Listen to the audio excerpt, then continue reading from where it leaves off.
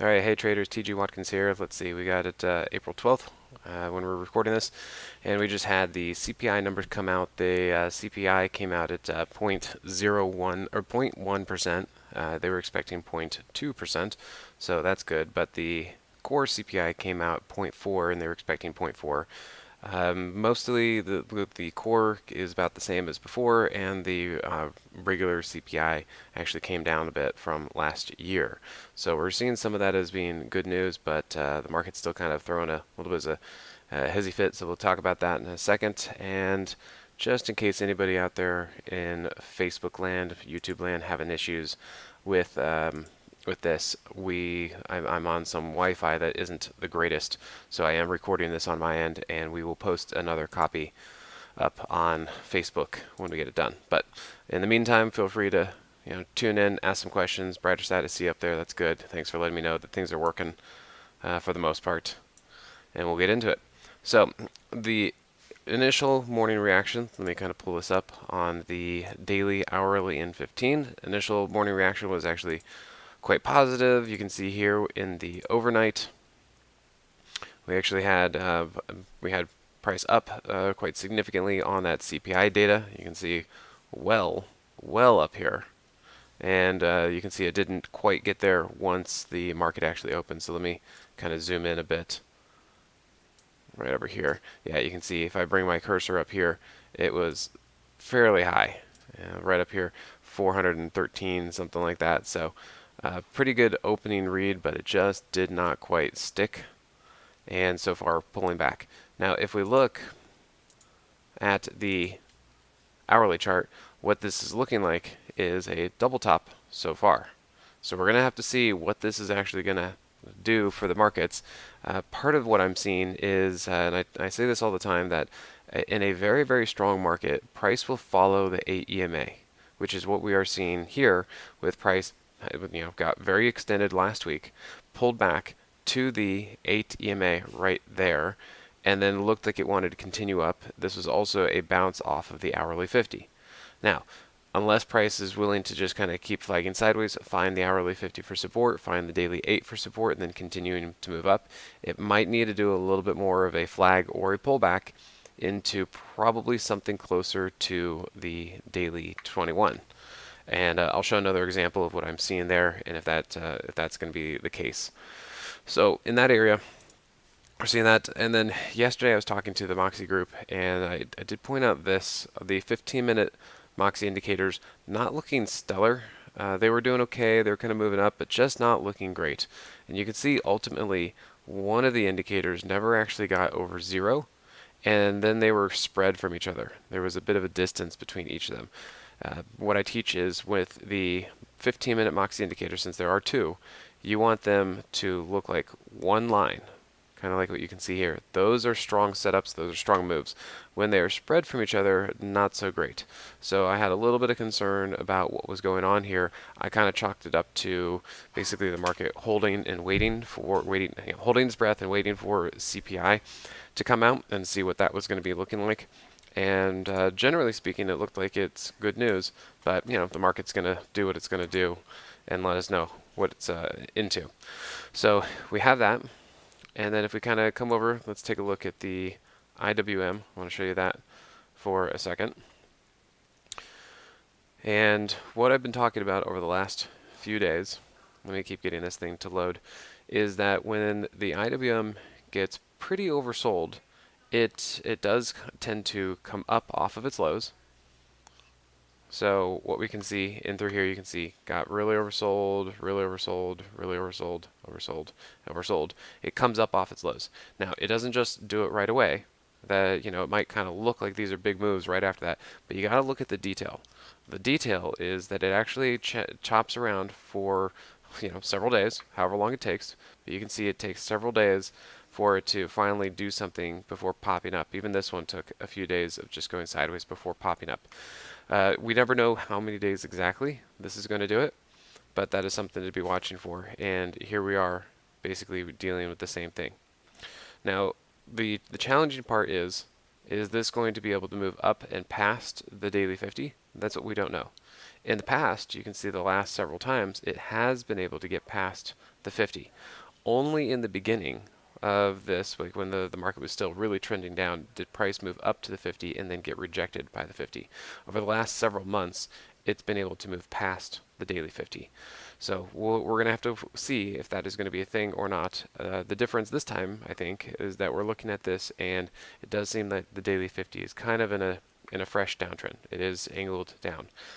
We'll have to see if it's able to get past it, though. Is this going to be one of those times where, okay, it's willing to get past it, because it is a conflicting angle. So we do need to be careful about that. And as price was starting to chop and go sideways from its very, very oversold condition, we can see that we did have some bullishness here with price below the hourly 50, the Moxie indicator above 0. That's a trampoline move. Now, in order to confirm that trampoline move, we can see here on the 15-minute time frame that price decided to move up along the 15-minute 50. So that was looking pretty good, and that was working nicely. So yeah, we're we're going sideways. That's always the challenge with a market that's going sideways, is trying to figure out, well, is it going to work? Is it not going to work? Is this a bull flag or a bear flag? And then we're going to have to keep looking for clues of that. And number one of those clues was that hourly trampoline move that we pointed out. And number two, we're going to have to see if price can start holding something around the hourly 50 and start moving up, just like price was able to hold the 15-minute 50 and move up. So, the way that I teach and how I show things is basically, I call it fractal. So, same rules, same setups, same understanding, same metrics that we're looking for. They just appear and show up on different time frames based on whatever time frame you're studying. So, for example, we saw price hold the 15-minute 50. Great, we got to move up on that. Now, what we're looking for is price to hold the hourly 50 and see if it can move up. If it can't, if price continues to chop through this and just never gets any traction and continues to move down, well, then that's going to be our answer. Price wants to move down. And if price moves down, I have a feeling what we're going to be seeing is a bear flag into the daily 50. So as price goes sideways, we'll be seeing that daily 50 come down and see if it goes further down like that. Let me back out a little bit so we can show some of these things. And you can see here, let's kind of talk about these last two times that the IWM has moved up so that you guys can kind of see the example I'm talking about. So number one, if we look back here, here's price below the 50, Moxie indicator above 0. That's a trampoline move. And then you can see again, we had another where price pulled back, but notice that the Moxie indicator was even higher. So that's great. With the Moxie indicator continues to stay above 0, higher, that's another trampoline move. And then, as I said, what we're looking for is price to hold and engage with a moving average. And you can see that right here. Price was holding the hourly 50. That got us up and over, and that would pretty much carried us for the next several days into that move. And then what we can see here, we kind of move over to the last one. And this one too, you can see price was basically just dipping below the hourly 50. Notice that the Moxie indicator was coming up every single day, and we got the Moxie price trigger. And then once that happened, you can see price took off and started to stay over and follow the hourly 50. So that's what we're looking for. If the market is going to be bullish, if the IWM is going to be bullish, that's generally what I want to see. We already have one trampoline move underneath our belts. And even if price wants to dip a little bit further, I want to see that price continues to get bought up. Anytime it dips below the hourly 50, I want to see that it gets bought up. I want to see that the Moxie indicator stays above 0, or I would just want to see price stay above the hourly 50. We won't know that until the next few days, until literally time just goes by and we start looking at this and figuring it out. And if that doesn't work, then we'll just start seeing price move down. Let me see if I can actually come all the way back over here. So here's a good example.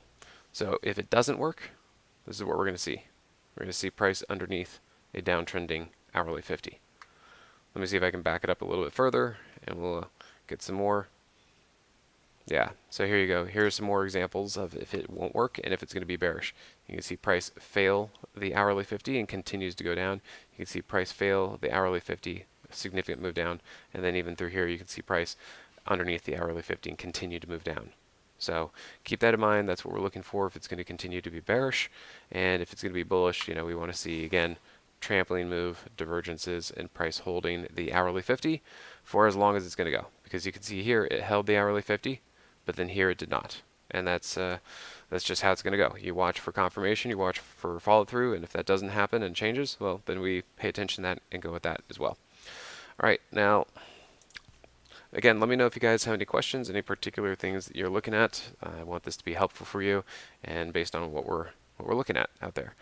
Now, some of the other things that we're looking at, perhaps as more of a macro situation, let's take a look at the TNX and see how the market has been responding to that. Yeah, brighter side actually. Rocket. I've been watching that. So Rocket Mortgage seems to be doing pretty well, and I think that is because of these lower interest rates. With that, I've been noticing that Nail has been doing well, and Redfin. We've been looking at Redfin trying to continue to move up. So if you look at the TNX, this is the 10-year interest rates.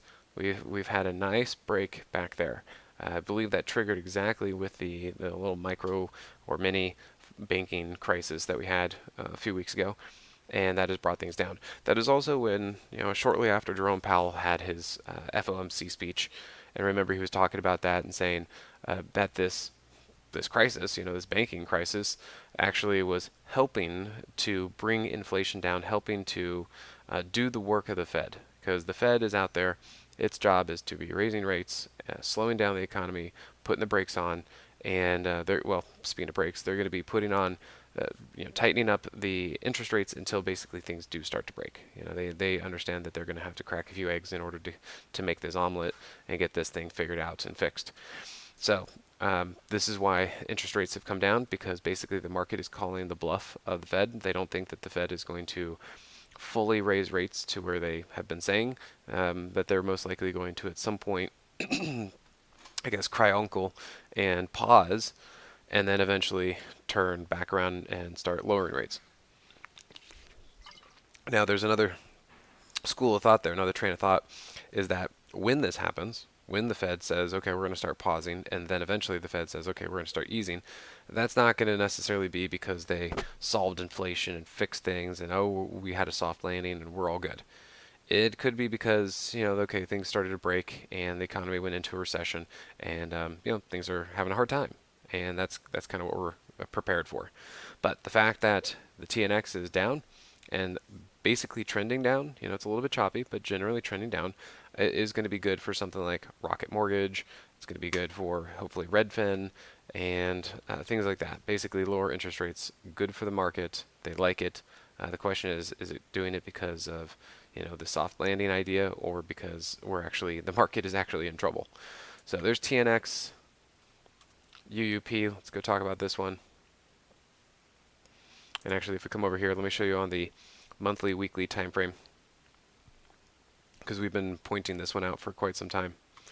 And so this is where I'm looking at and trying to see, is there going to be a bounce or will there be a continuation? I've talked about this for a few weeks. If you guys look here on the weekly chart of the UUP, which is the dollar, you can see that basically is a double bottom. Now, a double bottom only works when it works. Otherwise, it's a resting area until price moves lower. So what do we have over here? This is what I've been pointing out. Again, this has been weeks that I've been talking about this. And what you can see is, what do we have? There's a double bottom, but notice that it failed. So what that means is that this spot, this second bottom right there, was a resting place, because everyone there was looking left and trying to figure out if it was going to hold or fold. And so because it was a because it failed, it was then a resting place until price went lower. And generally speaking, that should be good for the market. Now, is this actually going to be good for the market, or are there other things? We don't know. We're going to have to see how connected or aligned that this is all to the market. But you can see here, what are we doing now? We are currently right at the previous low. So the question is it going to hold and this is going to be a double bottom and move up? Or is this going to be a resting area until price moves lower?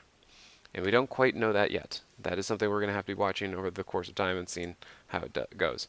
If we look down here on the daily chart, hourly chart to try and get some of this figured out, well, let me ask you this. Do you see any signs of bullishness here yet? For me, I don't see them. I see some divergence here on the hourly chart, but I don't see anything that says, oh, we should get ready to buy this. And same thing here on the daily chart. I don't see anything that says, okay, we should buy this and that this is going to likely move up. So my contention from these viewpoints is that there might be some chop, but I think generally they look like they're going to continue to move down. So this was a resting place until price moves lower, and we'll have to see how that affects the market. All right, brighter side. So on that note, let's take a look at RKT. And remember, I like to look at the higher time frames first. And the thing that I've been noticing on a lot of these stocks is that I think that basically what I've been saying is I think a lot of them have already been repriced. You can see that we've had 2021 and 2022 where all these stocks just got absolutely wrecked. They got taken down, and you know what? They were in a pretty darn good trend to the downside. Look at this. It followed the monthly 10 very nicely. It followed the weekly 30, the weekly 50 to the downside. You can even see right here, that is where the weekly 8 got below the weekly 21. And now what? Now all of that seems to be changing. We now have price over the monthly 10. We have the 8 over the 21. We have price over the 30 and over the 50, and we have the Moxie indicator above 0. Okay, so the other thing I've been saying is, yes, these things look like they are basing. They look like they're bottoming. They look like they're done going down. Can things change? Absolutely. Of course things can change. But right now, in this snapshot of what we're looking at, it sure looks like these things are trying to hold and they want to go higher. Now, the only other caveat that I've been looking at this, and this is what's making the market a little bit challenging, is that for as much as these things are how good these things look and that they look like they are starting to base and catch some support, they don't necessarily have to go up. They can chop sideways for a long time. Look at Palantir, look at Pinterest, look at Roku. I mean, there's just a lot of names that basically are probably not going to make new lows, but they're not exactly, screaming higher. So just keep that in mind and remember that for the kind of trades we're taking. Yes, they look good. Yes, they look like they're trying, but that doesn't mean they absolutely have to. So if we look at something like this, Rocket Mortgage, I've been kind of keeping an eye on it. You can see definitely some zigzags, but recently, since the weekly and monthly timeframes have been getting engaged, basically, what do we have? Well, we have a price below the daily 50, the Moxie indicator above 0. What is that? Trampoline move. We could also see that the 50 is crossing over the 200. So that should be bullish. That is a change of trend. Just like what we saw with price getting over the monthly 10, just like we saw the weekly 8 over the 21, and just like we saw price over the weekly 30 and weekly 50. It's a change of trend for now. And then we could see here's the Moxie price trigger. And also kind of like what I was talking about with the messiness and whatnot, you can see here, very tough.